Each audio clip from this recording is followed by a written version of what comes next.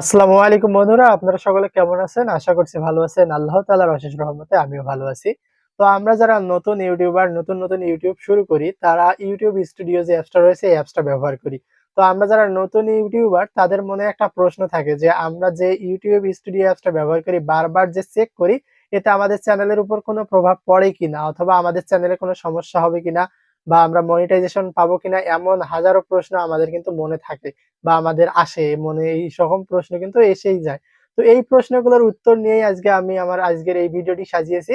তো অবশ্যই ভিডিওটি আপনারা শুরু থেকে শেষ পর্যন্ত দেখবেন। তো আপনাদের কাছে ভিডিও শুরু করার আগে আমার একটাই অনুরোধ, আমার চ্যানেলটিতে যদি সাবস্ক্রাইব না করে থাকেন অবশ্যই সাবস্ক্রাইব করে দিন।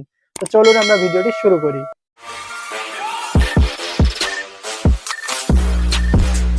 তো আমরা যারা নতুন ইউটিউবার তারা যখন নতুন ইউটিউব চ্যানেল খুলি বা নতুন ইউটিউব চ্যানেল খুলে কোনো কন্টেন্ট আপলোড করি, আমরা কিন্তু ইউটিউব স্টুডিওতে গিয়ে অ্যানালিটিক্স চেক করি যে আমাদের ভিডিওতে কয়টি ভিউজ আসলো বা আমার চ্যানেলে কয়টি সাবস্ক্রাইবার বাড়লো বা আমার কতটুকু ওয়াচ টাইম বাড়লো। তো আমরা এটা কিন্তু বারবার চেক করতেই থাকি, কিছুক্ষণ পর পর চেক করতে থাকি। তো বিশেষ করে যারা আমরা নতুন ইউটিউব শুরু করি তাদের কিন্তু এই কাজটা তারা বেশি করি, যে একটু পর পর কি করি, আমরা ইউটিউব যে স্টুডিও রয়েছে ইউটিউব স্টুডিওতে গিয়ে রিফ্রেশ মারি এবং চেক করি যে আমার ভিউজ বাড়লো কিনা, সাবস্ক্রাইব বাড়লো কিনা, অথবা আমার যে ওয়াচ টাইম রয়েছে ওয়াচ টাইম বাড়লো কিনা, অথবা আমার কোন কন্টেন্টের ভিউজ কতটা হচ্ছে, কতটুকু বাড়তেছে, বা আমার কোনো ভিডিও ভাইরালে যাচ্ছে কিনা, এসব ব্যাপার কিন্তু আমরা প্রতিনিয়ত চেক করে থাকি ইউটিউব স্টুডিওতে গিয়ে। বিশেষ করে এই কাজটা আমরা করি যারা নতুন ইউটিউব চ্যানেল ক্রিয়েট করি, তারা কিন্তু এই কাজটা করি।